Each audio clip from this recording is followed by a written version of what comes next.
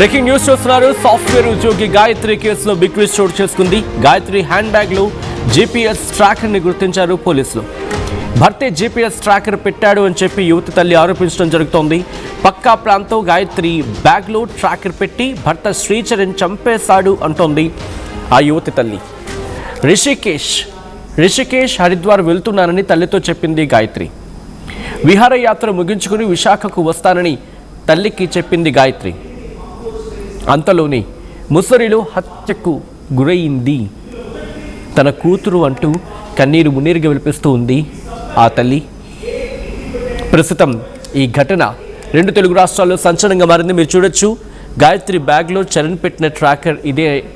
ఆ విజువల్ మీరు చూడొచ్చు. ఆ విజువల్స్ చూస్తే మీకు అర్థమవుతుంది ఆ ట్రాకర్ ఎందుకు పెట్టాడు, ఎవరు పెట్టారు, ఎందుకు పెట్టాల్సి వచ్చింది. తన బ్యాగ్లో ట్రాకర్ దొరకడం వెనకాల కారణం ఏంటి?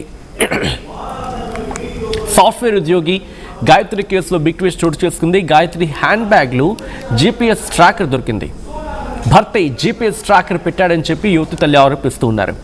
పక్కా ప్లాన్తో గాయత్రి బ్యాగ్లో ట్రాకర్ పెట్టి భర్త శ్రీచరణ్ చంపేశాడు అని అంటున్నారు యువతి తల్లి. రిషికేష్ హరిద్వార్ వెళ్తున్నానని తల్లితో చెప్పింది గాయత్రి. విహారయాత్ర ముగించుకొని విశాఖకు వస్తానని తల్లికి చెప్పింది గాయత్రి. అంతలోని ముసరీలు హత్యకు గురైంది తన కూతురు అంటూ కన్నీరు మున్నీరు అవుతూ ఉన్నారు గాయత్రి తల్లి.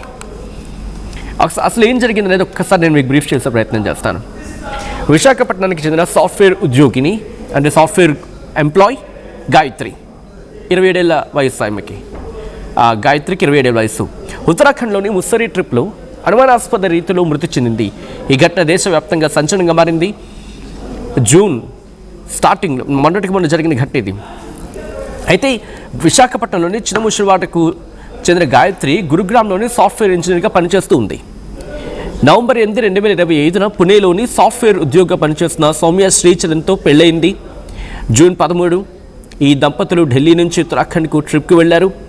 రిషికేష్ సందర్శన తర్వాత అంటే జూన్ 14 ఆదివారం రాత్రి 11:30 ప్రాంతంలో ముసోరీ ధనౌల్తి రోడ్డులోని ఒక హోమ్ స్టేలో బ్లిస్ అనే రూమ్లోని చెక్-ఇన్ అయ్యారు. జూన్ 17 అంటే సోమవారం ఉదయం ఆమె గదిలోని అపస్మారక స్థితిలో పడి ఉంది. అది గమనించారు పోలీసులు. అక్కడ వాళ్ళు పోలీసులకు సమాచారం అందించారు. వైద్య సిబ్బంది వచ్చారు. చూసేసరికి గాయత్రి మరణించి ఉంది. అయితే భర్త శ్రీచరణ్ కూడా క్లారిటీ ఇచ్చారు. ఆదివారం రాత్రి మీ ఇద్దరం కూడా అర్ధరాత్రి దాదాపు 3-3:30 వరకు లిక్కర్ తీసుకున్నాం, ఆ తర్వాత నిద్రపోయాం అని చెప్పి భర్త పోలీసులకు చెప్పాడు. ఉదయం లేచి చూసేసరికి గాయత్రి ముక్కు, నోటి నుంచి రక్తం వస్తూ ఉంది, కింద పడిపోయి ఉందని చెప్పుకొచ్చాడు. పోలీసులు ఆ రూమ్ని పరిశీలించారు. అక్కడ గాయత్రి భౌతిక కాయం కనిపించి అందరూ షాక్ గురయ్యారు.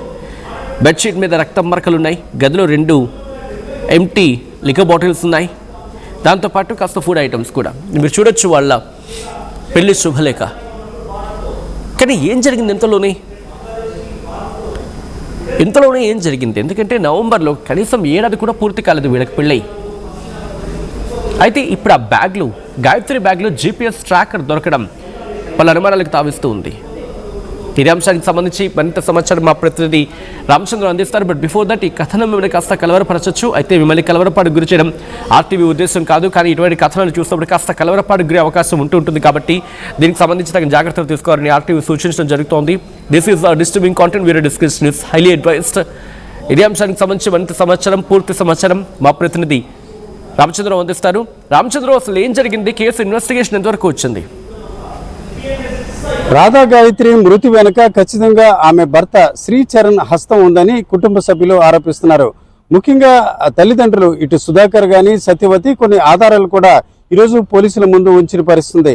గతంలో చూసుకుంటే హైదరాబాద్లో ఆమె కొంతకాలం పనిచేసిన పరిస్థితుంది. అదే సమయంలో పూణేలో శ్రీచరణ్ పనిచేశారు. అయితే పెళ్లి సమయం అంటే గత నవంబర్లో వీరిద్దరికి వివాహం జరిగింది. వివాహం అనంతరం వీరిద్దరు కూడా ఢిల్లీలో సమీపన ట్రాన్స్ఫర్ చేసుకుని ఒకే చోట ఉండాలని భావించారు.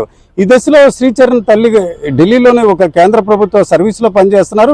ఈ దశలో హైదరాబాద్లో పనిచేస్తున్న రాధా గాయత్రి బదిలీ చేసుకుని గురుగావ్కు వెళ్ళడం జరిగింది. ప్రస్తుతం అయితే చూసుకుంటే అత్త, మామ, అలాగే తోటికోడలు ఎవరైతే ఉంటారో ఆడపడుచుతో కలిసి రాధా గాయత్రి ఢిల్లీలో ఉంటున్నారు. అయితే భర్త పూణేలో ఉంటున్న పరిస్థితి. అయితే ప్రధానంగా తొలి దశ నుంచి కూడా అనుమానంతో శ్రీచరణ్ ఆమెను వెంటాడుతున్న పరిస్థితి. మనం ఆర్టీవీ ఎక్స్క్లూజివ్గా ఒక విజువల్ చూపిస్తుంది. ఏదైతే ఆమె హ్యాండ్ బ్యాగ్ ఉంటుందో ఆ హ్యాండ్ బ్యాగ్లో ఒక GPS ట్రాకర్ని ఏర్పాటు చేశాడు. ఆ ట్రాకర్తో ఒకరోజు ఆమె తెలియకుండానే రాధా గాయత్రి ఆఫీస్కి వెళ్ళడం జరిగింది. ఆ ఐటీ కంపెనీలో ఒకసారిగా స్కానింగ్ సెంటర్ వద్ద శబ్దం రావడంతో ఒకసారిగా వారంతా కూడా అనుమానించి ఆమె బ్యాగ్ని పరిశీలించారు. నిజానికి చూసుకుంటే ఒక రకంగా ఆమెను కూడా అనుమానించడమే కాకుండా దానికి సంబంధించి ఏదైతే సాఫ్ట్వేర్ ఇట్లాంటి అంశాలను ఆమె పక్కదారి మళ్లించే ప్రయత్నం చేసిందని కూడా ఆమెని కొంత ఇంట్రాగేషన్ కూడా చేసిన పరిస్థితి. అయితే ఆ తర్వాత విచారణలో చూసుకుంటే భర్త అనుమానంతో ఈ రకంగా GPS ట్రాకర్ పెట్టినట్టు తెలిసింది. మనం విజువల్స్లో చూడవచ్చు ఆ ట్రాకర్ అలాగే హ్యాండ్ బ్యాగ్. అయితే ఆ ట్రాకర్ విషయం తెలియక ఆమె ఏదైతే ఆమె హ్యాండ్ బ్యాగ్లో ఉందో దానికి సంబంధించిన ఫోటో, హ్యాండ్ బ్యాగ్ ఇట్లాంటి ఫోటోలను తీసుకొని ఆమెకు ఒక సోదరి వరుసన్న మరొక అమ్మాయికి పంపడంతో ఆమె GPS ట్రాకర్గా గుర్తించడం జరిగింది. అప్పటికి ముందు నుంచే కొంతవరకు ఎవరితోనైనా మాట్లాడినా లేక క్యాబ్లో ప్రయాణం చేసినా అతను వాట్సాప్ కాల్ చేయడం, వీడియో కాల్ చేయడం, వీడియోలో పక్కనే ఉన్నవారు ఎవరు, అట్లాగే క్యాబ్లో ఎవరితో వెళ్తున్నారు, ఇట్లాంటి అంశాలు ప్రతిరోజు కూడా కొన్ని గంటల తరబడి వీడియో కాల్ చేయించడం, అట్లాగే ఆఫీసులో ఎలాగుంటుంది, ఇట్లాంటి అంశాలపై చాలా కాలంగా శ్రీచరణ్ ఆమెను ఒక రకంగా వేధిస్తున్న పరిస్థితి. ఈ దశలో ఆర్టీవీ ఎక్స్క్లూజివ్గా ఏదైతే ట్రాకర్ ఆమెకు పెట్టారో ఆ ట్రాకర్ వల్ల ఆమె ఆఫీసులో ఇబ్బంది పడ్డారు, అట్లాగే మానసికంగా కూడా ఇబ్బంది పడిన పరిస్థితి.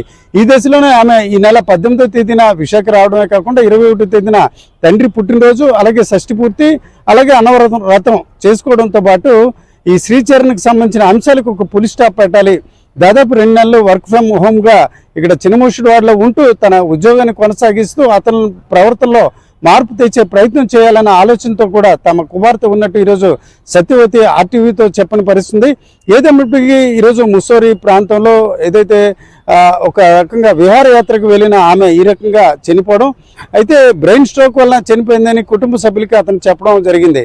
అయితే గతంలో ఎప్పుడు కూడా తన కుమార్తెకి సాధారణంగా వచ్చే వైరల్ ఫీవర్ కావచ్చు, లేక జలుబు ఇట్లాంటి అంశాలు కానీ ఎప్పుడు కూడా తీవ్రమైన అనారోగ్య పరిస్థితి లేవు. నిజానికి చూసుకుంటే ఒక రిటైర్డ్ ఆర్మీ పర్సన్గా తనకు చాలా వరకు మెడికల్కి సంబంధించి ఉచిత వైద్యం అందే అవకాశం ఉంటుంది. ఐనెక్స్ కళ్యాణిలో ఉచితంగా వైద్యం అందిస్తారు. కానీ అలాంటి అవసరం ఎప్పుడు కూడా తన కుమార్తెకి రాలేదు.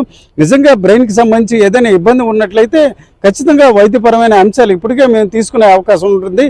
కానీ కేవలం ఒక పథకం ప్రకారం ఒక సిస్టమేటిక్గా తన కుమార్తెను అంతమొందించే ప్రయత్నం చేసి ఆ ప్రయత్నంలో భాగంగా అతను ఈ రకంగా తమను దప్పుదారి పట్టించారని కూడా ఈరోజు చూసుకుంటే రాధా గాయత్రి తల్లిదండ్రులు ఇటు సత్యవతి అలాగే సుధాకర్ ఆరోపిస్తున్న పరిస్థితి. ఈ దశలో విశాఖలోని పోలీస్ కమిషనర్ను కలిసే ప్రయత్నం చేశారు. అయితే పోలీస్ కమిషనర్ అందుబాటులో లేకపోవడంతో ఇతర అధికారులకు ఫిర్యాదు ఇచ్చిన పరిస్థితి. మొత్తానికి చూసుకుంటే ఒక ఐటీ ఉద్యోగి విశాఖకు చెందిన రాధా గాయత్రి ఉద్యోగరీత్యా గురుగావ్కి వెళ్ళడం, అక్కడ నుంచి భర్తతో కలిసి హానీమూన్ ట్రిప్, అంటే వాస్తవానికి నవంబర్ నెలలో వివాహం జరిగింది. వివాహం తర్వాత ఇతర ప్రాంతాలకు వెళ్ళే అవకాశం లేకపోవడంతో హానీమూన్ ట్రిప్గా ముస్సోరీ తీసుకెళ్తానని డెహ్రాడూన్ నుంచి ముస్సోరీ వెళ్ళారు. అక్కడ ఒక రిసార్ట్ లాంటి ఒక బెడ్ తీసుకుని అక్కడ ఉన్న దశలోనే ఈ రకంగా ఆమె అపస్మారక స్థితిలో ఉన్నట్టు ఫోన్ చేశారు. ఆ తర్వాత చూసుకుంటే బ్రెయిన్ స్ట్రోక్తో అచేతనంగా మారిందని ఏదైతే అత్తమామలకు అతను ఫ్లైట్ టికెట్లు పంపడం ద్వారా ఈ అంశం బయటపడిన పరిస్థితి. మొత్తానికి చూసుకుంటే ఈరోజు చూసుకుంటే రాధా గాయత్రి మరణం వెనక ఖచ్చితంగా ఆమె భర్త చరణ్ హస్తం ఉంది. దీనిపై లోతుగా విచారణ జరిపినట్లయితే అన్ని అంశాలు బయటపడతాయి. నిజానికి చూసుకుంటే శ్రీచరణ్ తల్లిదండ్రులు ఒక రకంగా తన కుమార్తెను కోడల మాదిరిగా కాకుండా కుమార్తె మాదిరిగానే చూశారు. వారికి దీంట్లో ఎలాంటి సంబంధం లేదు. కేవలం మానసిక పరిస్థితి అలాగే ఒక సైకో మాదిరిగా తన అల్లుడు వ్యవహరించి ఈ రకంగా తన కుమార్తెని అర్ధాంతరంగా తనువు తీసే పరిస్థితి కల్పించారని కూడా కుటుంబ సభ్యులు ఆరోపిస్తున్నారు. ఈ దశలో లోతుగా విచారణ జరపడం ద్వారా మరిన్ని నిజాలు బయటపడే అవకాశాలు కనిపిస్తాయి.